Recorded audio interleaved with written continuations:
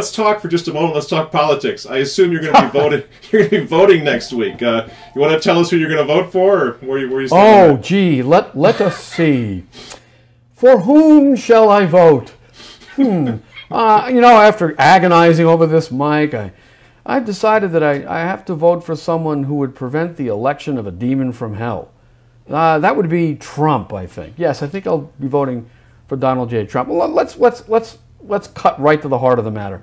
I don't care what he says about rebuilding the infrastructure, doing good things for education, returning it to the localities, homeschooling, the Johnson Amendment. I don't care about any of that. I care about one thing above all. The other things are I don't want to slight them. They're important issues. I care about one thing above all, that the election of Donald Trump will prevent that demon in human form from occupying the White House. What are the American people thinking? Can't they see what a demonic character this woman is? This soulless, robotic manifestation of the worst evils in American society. I mean, Trump had the best line of all. I don't know why he doesn't keep repeating it. He said it during one of his rambling stump speeches at one of the rallies. He said, "Isn't it about time that we got the Clintons out of our lives?" Why doesn't he just keep saying that? That's what this comes down to.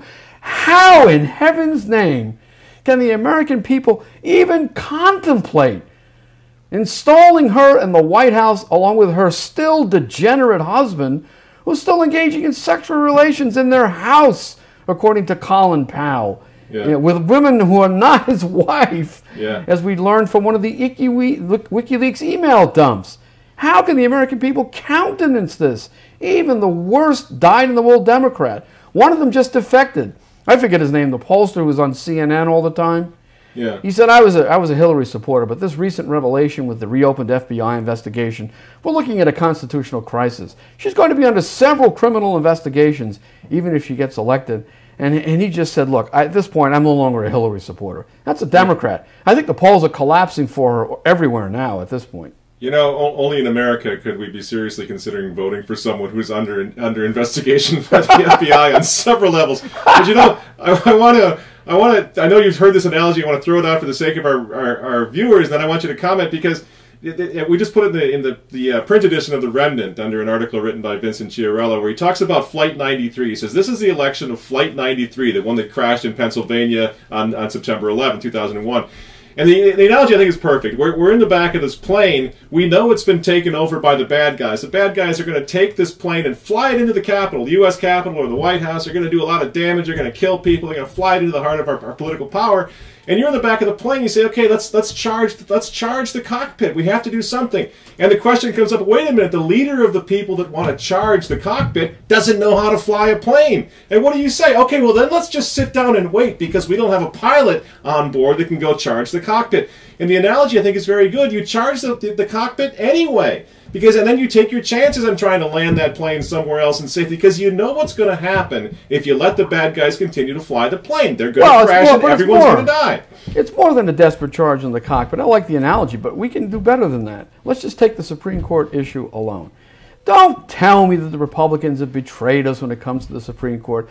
Okay, so there was a misfire with Kennedy, and then there was a misfire with Harriet Miers. But after the misfire with Harriet Miers, Bush, suitably chastened by the people who elected him, gave us Roberts and Alito. They're waiting for the fifth justice in the mold of Scalia that Trump has practically bound himself to give us from the list of 20 names he gave us. Every one of those justices would join that 5-4 majority to roll back some of these insane decisions, including the Obergefell decision, which fastened gay marriage on the backs of all 50 states, the Windsor case, which struck down the domestic marriage, the federal domestic definition of marriage act, of course, Roe versus Wade, which Pence's vow will end up on the ash heap of history.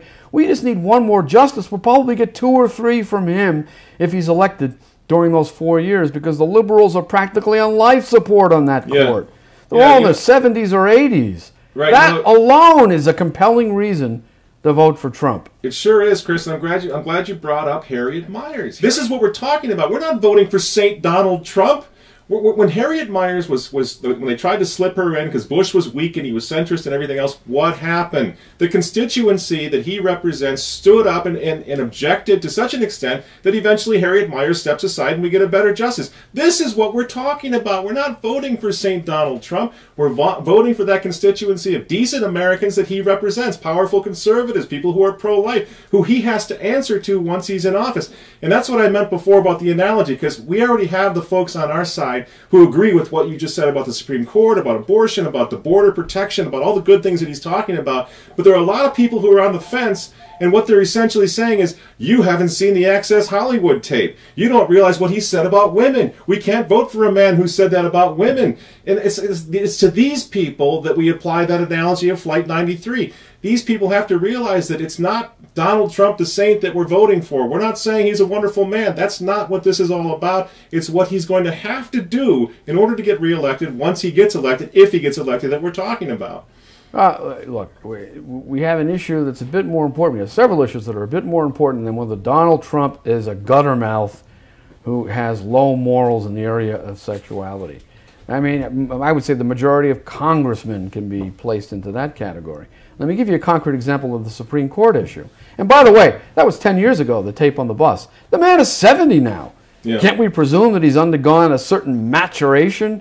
Maybe this child man has grown up between the ages of 60 and 70. Maybe he sees that at 70, he's facing his day of judgment. He himself said, if I get the Johnson Amendment repealed, that might be the only way I'll get to heaven. At least he's thinking of heaven. At least he mentions heaven. Maybe we have another King David on our hand, a reformed adulterer. I don't know. But let me give you a concrete example on the Supreme Court issue.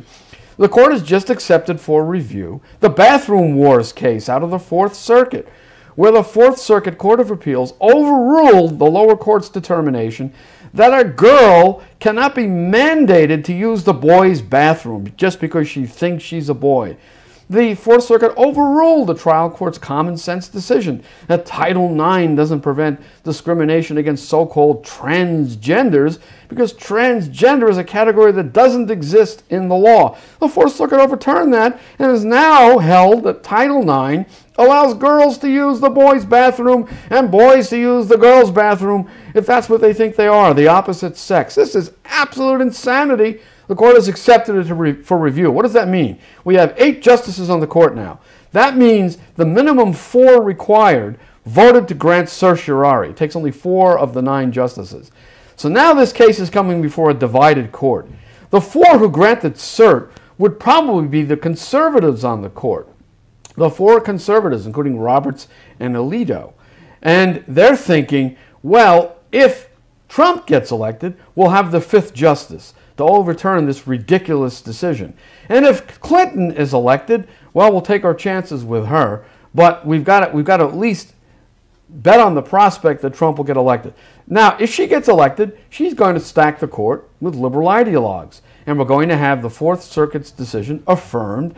Now we're going to have transgenderism as a protected category under Title IX. We're going to have federally subsidized abortion upheld in the United States Supreme Court if it's challenged.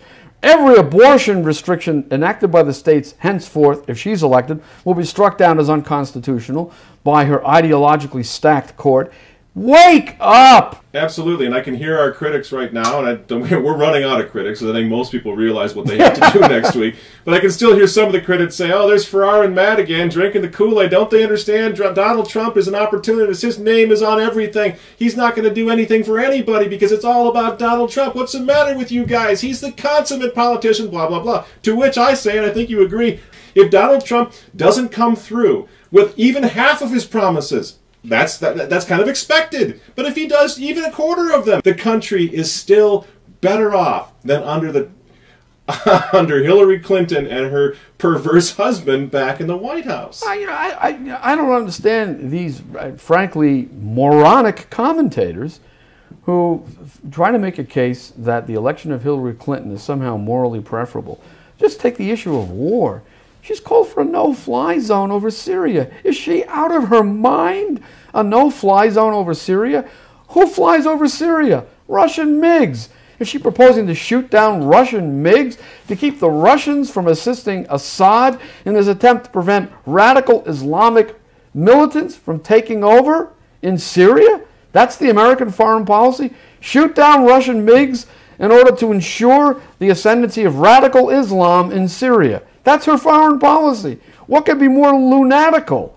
I don't get it. Yeah. What is wrong with these people? And don't forget, she voted for the Iraq War to begin with, so we know she's a hawk. Don't anybody try to fool themselves that she's not a hawk. She is. Well, Trump said it. He said, with Hillary, you're going to get World War III. Yeah, no, it's to me it's so obvious, and I think that I hope our viewers understand that what we're saying. We're not saying he's a saint. We're not saying he's perfect. Quite the opposite. We know that he's not. And like I say, if he wants to get reelected, he has to make sure he appeases the pro-life, pro-family, pro-constitution base. And Hillary Clinton has to appease Planned Parenthood. That's it. That's it. The Supreme Court, for me, is 80% of the ballgame. If he puts one or two, and perhaps as many as three, Scalia-type justices on the court, we have an enormous stopgap against the further advance of the dictatorship of relativism, as Pope Benedict called it. And we have a really good shot at reversing Roe versus Wade if the appropriate case comes before the court. We only need 5-4. He could give us 6-3 in certain configurations, depending on how many justices retire and how many he gets to appoint.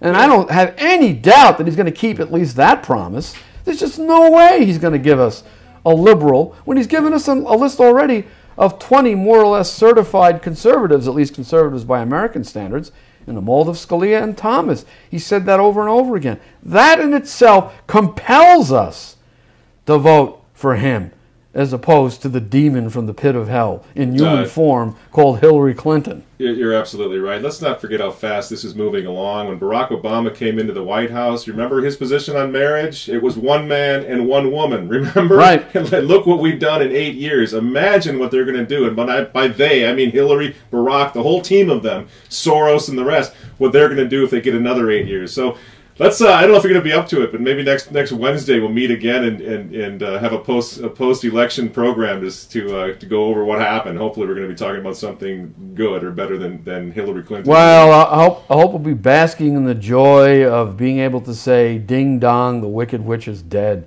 at last. We're free from the dead hand of the Clinton Dynasty." Boy, what a joyous occasion that will be. That in itself is reason to vote for Trump. All right, we'll pray for that, and then we'll meet next week and hopefully celebrate that. Pray to Our Lady, patroness of the Americas. All right, my friend. We'll talk to you then. Thanks very much. Take care, Mike. Bye-bye. That'll do it for us, folks. I'm Michael Matt for the Remnant Forum. Please stop by remnantnewspaper.com, well, a lot and often this week, since we're going to be covering everything that's happening, whether it's the Pope's visit to Sweden or this incredibly bizarre election process here in the United States. Thanks very much. God bless you, and we'll see you next week.